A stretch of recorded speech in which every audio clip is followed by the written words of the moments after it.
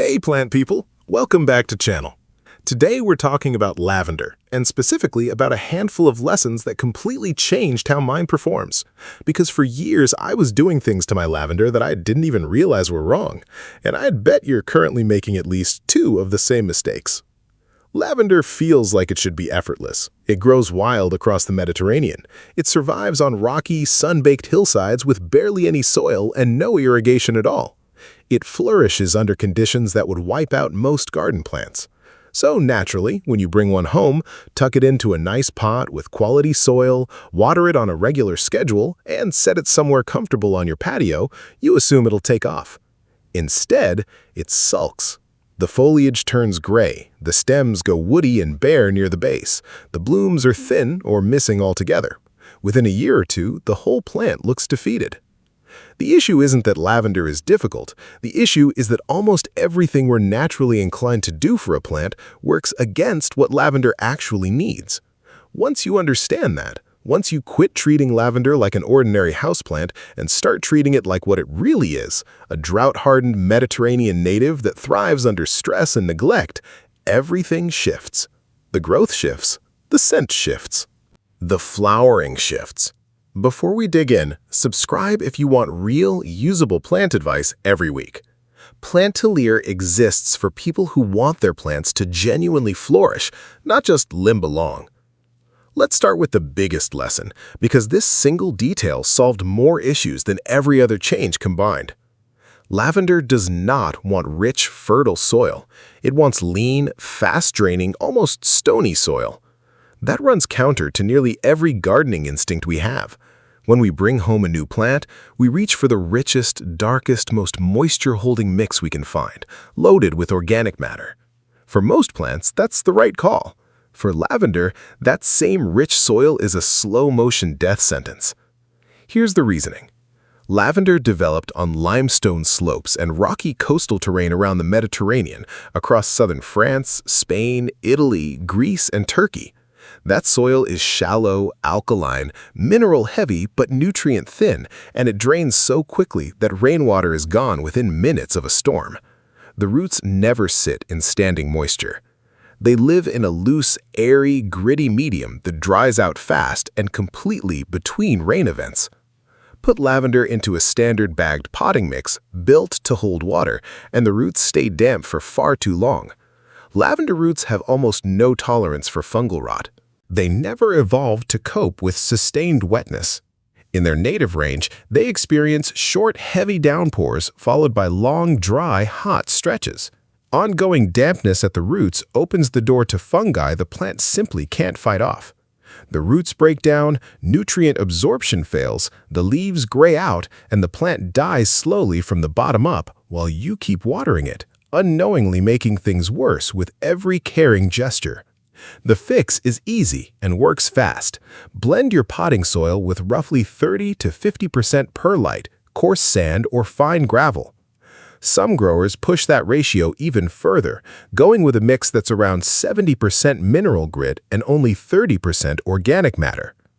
In garden beds, work sand and gravel into heavy clay or overly rich soil before you plant. If water doesn't visibly vanish into your soil within seconds of pouring, it's too dense for lavender. This one swap from a moisture-holding mix to a gritty, fast-draining one corrects more lavender trouble than any other single fix. You'll see the plant respond within a few weeks, sturdier roots, firmer and more fragrant new growth. And that woody, bare stem look that eventually kills most lavender plants actually begins underground in soil that never dries out. The second big shift was around watering, and it ties directly into the soil issue. Lavender needs far less water than most people give it. Once it's established, an in-ground lavender plant across most of the United States only needs extra water during long, dry stretches. Even then, one deep soaking every 2 to 3 weeks does the job. In containers, only water once the soil is bone dry, not just on the surface, but 2 to 3 inches down. Push a finger in. Any dampness at all means wait longer. Overwatering lavender doesn't just invite root rot, it also dilutes the essential oils packed into the leaves and flowers, which is where the fragrance comes from. Studies on commercial lavender oil production back this up. Plants raised under light drought stress consistently produce higher levels of linalool and linaloyl acetate, the two dominant aromatic compounds in lavender oil, compared to plants kept well watered. A slightly thirsty plant makes more fragrance. Ease breeds laziness. Stress breeds intensity. It's part of why lavender fields in Provence smell so much stronger than lavender grown in a well-tended American yard. The variety isn't the difference. The growing conditions are. Hot, dry, nutrient-starved, wind-battered, and largely ignored by conventional plant care standards. In response, the plant packs its oils as concentrated and fragrant as it can manage. The stress triggers it. The fragrance is the result. The third big lesson was about pruning, and this one solves the most common visual problem with lavender. That woody, leggy, bare-bottomed look that makes an older plant appear to be dying even when it's technically fine. Lavender grows on a woody frame. Each year, the lower stems harden into wood while fresh green growth pushes out from the top. Skip pruning, and the plant just keeps climbing on an increasingly bare, woody skeleton. The base goes empty, the green retreats toward the tips. What's left is basically a stick with a small tuft of leaves on top. It's alive, technically, but it's unattractive and it blooms less every single year. Here's the rule that changed everything for me. Never cut into woody stem. Lavender does not regrow from old wood. Cut below the point where green growth still exists, and that stem is finished for good. It won't push new growth again. This is the opposite of most shrubs, which can be chopped nearly to the ground and bounce back fine. Lavender can't pull that off. Once a stem turns to wood, it's done for. The right approach is to prune only into the soft green portion, roughly the top third, shaping the whole plant into a neat, rounded dome. Do this twice yearly. Once in early spring, right after the last frost, once fresh green growth is visible, and again in late summer, once the main bloom cycle has wrapped up. Each round of pruning triggers more branching, which keeps the plant thick, tidy, and full of the green tissue responsible for both leaves and flowers. Start this habit from year 1, and you can maintain a tight, rounded, heavily blooming shrub for 10 to 15 years. If pruning got skipped for a few seasons and the plant is already woody and thin at the base, you can sometimes bring it back through a gradual rebuild. Remove about a third of the oldest stems each year over a 3-year stretch, letting fresh growth slowly take the woody frame's place. Not every plant makes it back, though. Staying ahead of it is much easier than rescuing it later. The fourth lesson was about sunlight. It's simple, but it deserves emphasis since it's the second most common reason lavender won't bloom. Lavender needs at least 6 hours of direct sun daily. Not bright ambient light, not morning rays followed by afternoon shade. Full, unobstructed sun for a minimum of 6 hours. 8 is even better. Across the Mediterranean, lavender grows on open, south-facing hillsides with no shade whatsoever from sunrise to sunset. Placing lavender on a north-facing porch, beneath a tree, or anywhere that only sees a couple hours of morning light and you're starving it of the energy it needs to flower. It may survive in partial shade, but it won't bloom well, and it'll stretch out weak and leggy, chasing whatever light it can find. Growing it indoors requires your brightest window, ideally facing south. Even then, adding grow lights through the winter months makes a real difference. Indoor lavender is tough precisely because most homes can't match the light intensity it evolved to expect. It's doable, but it needs your sunniest spot and realistic expectations about how much it'll bloom compared to an outdoor plant. The fifth lesson was about fertilizer, and it's straightforward. Skip it. Lavender barely needs any fertilizer at all. In the wild, it thrives in nutrient-poor soil, not in spite of it, but because of it. High nitrogen fertilizer pushes lavender towards soft, floppy, overgrown foliage with weaker oil content and fewer flowers. The plant gets bigger, but also weaker, more prone to disease, and less fragrant. If you feel you must feed it, use a light dose of a low-nitrogen, potassium-heavy formula once in early spring. But honestly, most lavender does better with no fertilizer whatsoever, especially if it's already in soil amended with mineral content. The plant sources what it needs on its own. It's managed that on rocky Mediterranean hillsides for thousands of years without anyone's help. The sixth lesson was about airflow, and this is one that container gardeners and indoor growers frequently overlook. Lavender needs strong air movement around its foliage, and especially around its base. In nature, it grows on exposed slopes where wind is constant. That wind accomplishes two things. It keeps humidity down around the leaves, which wards off fungal disease, and it dries the soil surface quickly after rain, which protects the roots. In a still, humid indoor spot or a crowded bed where plants are packed too tightly, moisture lingers on the foliage and around the crown. That's a welcome mat for gray mold, powdery mildew, and crown rot. Space outdoor lavender plants at least 2 to 3 feet apart. Indoors, position them somewhere air actually moves, near a window you open, or run a small fan for gentle circulation.